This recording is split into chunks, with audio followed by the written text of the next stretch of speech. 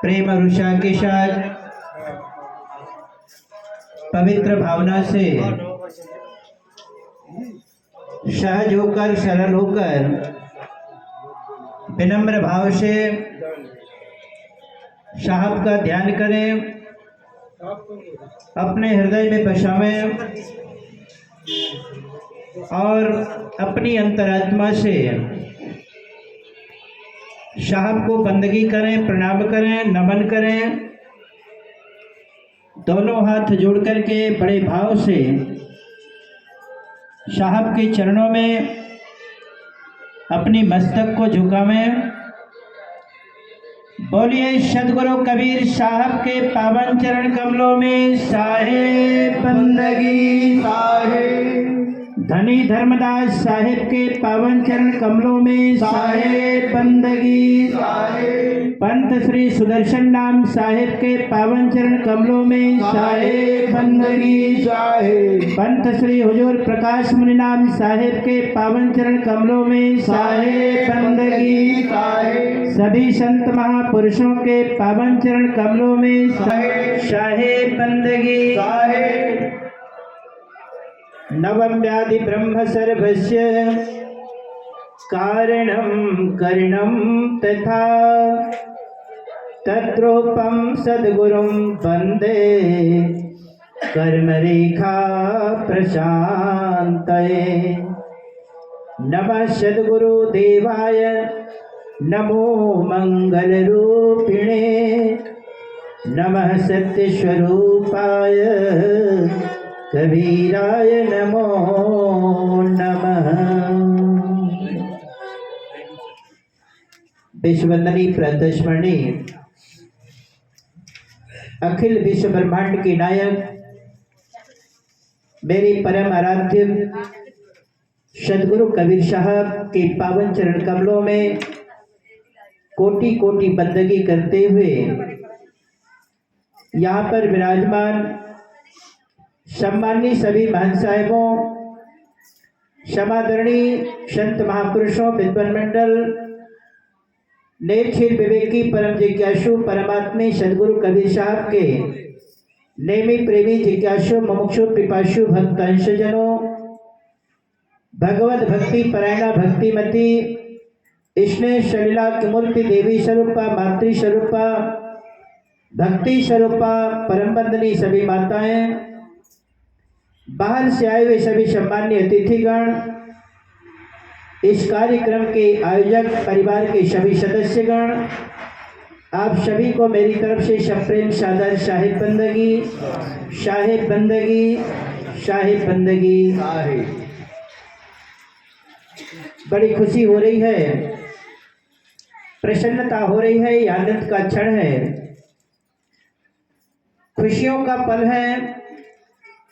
आज हम आप सभी लोग कबीर पंथ की जो सबसे बड़ी पूजा है, इस पूजा का लाभ ले रहे हैं। पूजा तो केवल मानव शरीरधारी कर सकता है। हम यहाँ जितने बैठे हैं सब मानव ही हैं। शरीर चाहे नारी हो, पुरुष हो, बच्चा हो, बूढ़ा हो, गरीब हो, अमीर हो, कोई भी हो, है मानव का जीवन। और मानव के जीवन को प्राप्त करके अगर हमने पूजा नहीं की, पाठ नहीं किया, भक्ति के मार्ग पे नहीं चला, तो फिर जीवन को पाने का कोई अर्थ नहीं। साहब तो कहते हैं अगर इस जीवन में तुमने स्मरण नहीं किया, ध्यान नहीं किया, पूजा नहीं किया, पाठ नहीं किया, 184 भर्म के पौ में अटकी आए, अब की पासा ना पड़े तो फिर 84 जाए। उस 84 की चक्र तुम्हारे लिए खुला हुआ है। सावधान हो जाओ, अभी भी समय है। जब जागे तभी सवेरा। जिस समय आँख खुल जाए उसी समय उनके लिए सुबह हो जाती है। सुबह का भूला शाम को घर लौटा तो कभी उसे भूला नहीं कहते। जिंदगी जो हमने पार कर दी, पर जो शेष जीवन बचा है, उस जीवन को कम से कम हम सदगुरु की भक्ति में, सदगुरु की पूजा में, पाठ में, ध्यान धारणा में, समाधि में लगा दें। जीवन कल्याण हो जाएगा। जीवन को अपनी मंजिल की प्राप्ति हो जाएगी। अनंत जन्मों से जीव भटक रहा है, नाच रहा है। अब इस जीव को विश्राम दिलाना है। जीव तो चाहती है मुझे विश्राम मिले, ये जीव चाहती है कि मैं परमात्मा से मिलन हो जाए मेरी, और संसार की जो चक्र है, संसार का जो दुख है, उससे मैं छुटकारा पा जाऊं। पर ये जीवन को पाने के बाद संसार की चकाचौंध में भूल जाता है, दुनियादारी की रंग में रंग जाता है और अपने निज स्वरूप को भूल करके संसार के विषय वासनाओं के चक्कर में पड़ जाता है और अपनी मंजिल को भूल जाता है।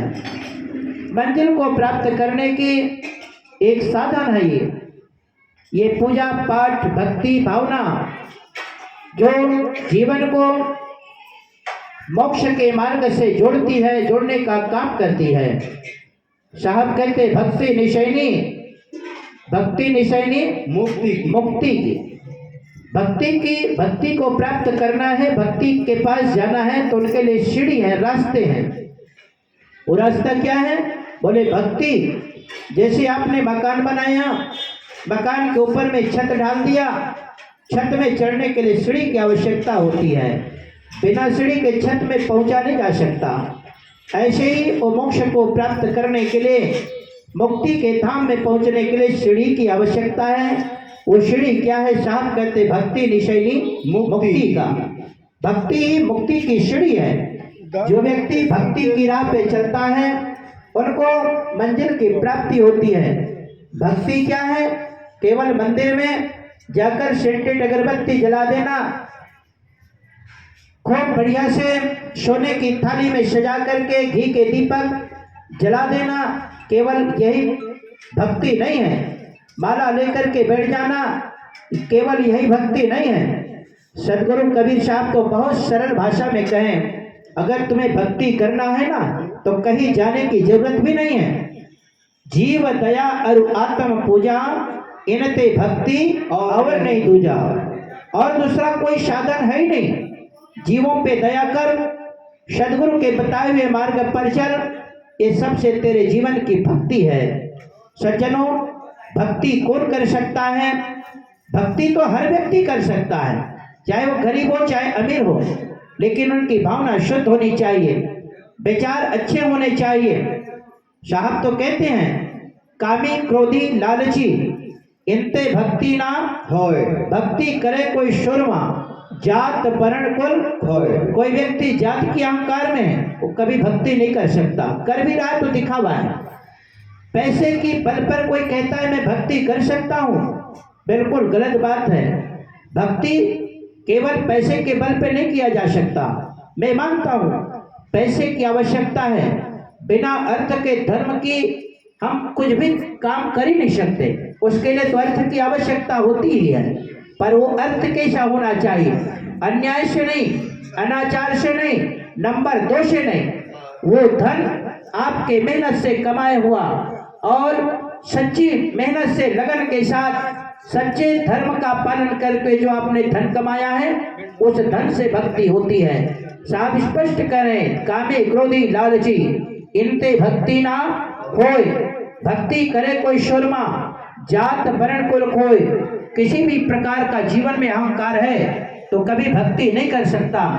इसलिए कबीर साहब सावधान कराते हैं, ए मानव कबीर गर्व ना कीजिए, काल धरे हैं केश, ना जाने कब मारी है क्या घर क्या परदेश।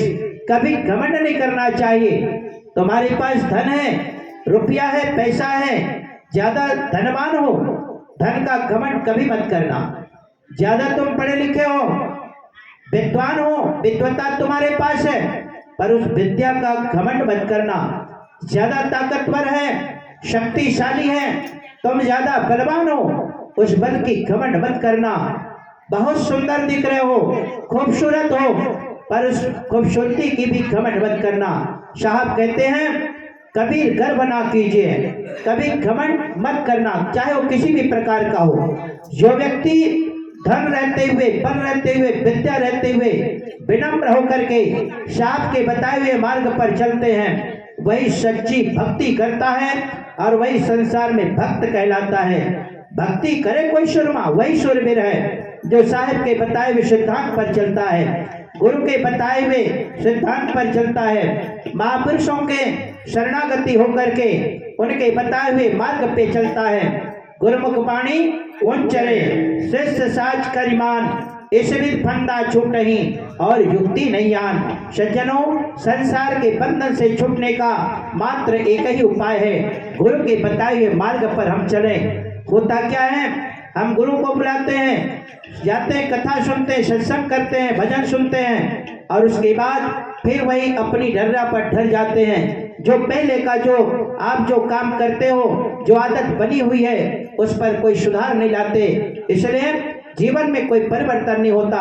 हम सत्संग में जाएं, गुरु की वाणी सुने, गुरुमुखी बने, तो अपने जीवन को भी सुधारने की कोशिश करना चाहिए। जीवन में बदलाव आनी चाहिए, रहनी में बदलाव, कहनी में बदलाव, खान पान में बदलाव, विचारधाराओं को शुद्ध बनाना चाहिए, मन को पवित्र करना चाहिए।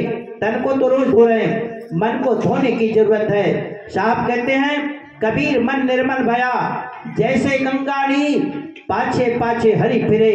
तो कहे कबीर कबीर, वह सदगुरु परमात्मा तो दयालु हैं, इतने कृपालु हैं, करुणामय हैं। वो साहब इतने सरल हैं, सहज हैं। साहब तो कहते हैं सहज साहेब पाइया। साहब को पाने में कोई किसी प्रकार की तुम्हें कठिन काम करने की जरूरत नहीं है, शरीर को तपाने की जरूरत नहीं है, कान को बंद करने की जरूरत नहीं है, आंख को बंद करने की जरूरत नहीं है, ज्यादा जोर से चिल्लाने की भी जरूरत नहीं है। वो साहब परमात्मा तो इतने सरल हैं, सहज हैं। कहते हैं चिवटी के पग घुंघरू बांधे, वो भी साहब सुनता है। मस्जिद भीतर मुल्ला पुकारे, अरे क्या साहिब तो बहरा है। वह परमात्मा सदगुरु इतने बहरे नहीं है, इतने अंधे नहीं है, इतने उनके आंख कमजोर नहीं है। वो तो सब कुछ देख रहा है, वो सब कुछ सुन रहा है। यहाँ तक कहते हैं चिवटी के पग घुंघरू बांधे। चींटी कितनी छोटी जानवर है, एक छोटी सी जीव है वो, लेकिन उस अब सोच लो आप, उसके पैर में अगर घुंघरू बांध दिया जाए, एक तो चींटी छोटी सी जीव है, अगर उसके पैर में घुंघरू बांध दो क्या वो चल पाएगी? लेकिन साहब करें, उसके चलने पर जो घुंघरू से आवाज निकलती है, उस आवाज को भी वो सुनता है। कौन? वह परमात्मा सुनता है। तो क्या तुम्हारी आवाज को नहीं सुनेगा जो तुम रोज जोर से चिल्ला रहे हो, आंख बंद कर रहे हो? साहेब कहते हैं आंख न मूंदो, कान न रूंधो, काया कष्ट न धारो, खुले नयन हंसी हंसी देखो, सुंदर रूप निहारो। साहब करें, वह तो साहब सरल है, सहज है। केवल हम अपने विचारधाराओं को अच्छा बनाए, मन को अच्छा बनाए, जीवन को पवित्र बना लें। वह परमात्मा हमारे पास है, आप सबके पास है। घटवासी है वो, अंतर्जामी है। अंतर्जामी एक तू, आत्म के आधार, जो तुम छाड़ो साथ को कौन उतारे पार। वह परमात्मा के तो हम सबका जो डोरी तो परमात्मा से जुड़ा हुआ है, वह परमात्मा से जुड़ा हुआ है। कभी ये मत सोचना कि हम कर क्या रहे हैं, यहाँ तो कोई देखने वाला नहीं है, हम अकेले हैं, रूम के अंदर हैं, कोई देखने वाला नहीं। कभी ये बात बिल्कुल मत सोचना, बिल्कुल मन से निकाल देना।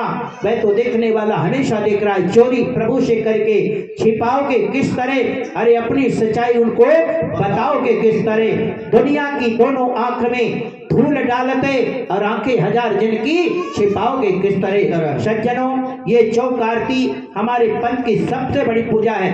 कोई दिखावा नहीं, कोई मनोरंजन नहीं, कोई धंधा व्यवसाय व्यापार नहीं, ये व्यवसाय नहीं है, ये हमारे पंथ की सबसे बड़ी पूजा है। आज हमारे आदरणीय श्रीमान हीरूराम जी साहू, उनकी धर्मपत्नी श्रीमती खेमबाई, उनके पुत्र श्रीमान बिहारी लाल जी, पुत्र वधु श्रीमती पुष्पलता, उनकी बेटी हैं श्रीमती अनुसुईया देवी, उनके दामाद जी हैं श्री अशोक कुमार जी, और उनकी छोटी सुपुत्री श्रीमती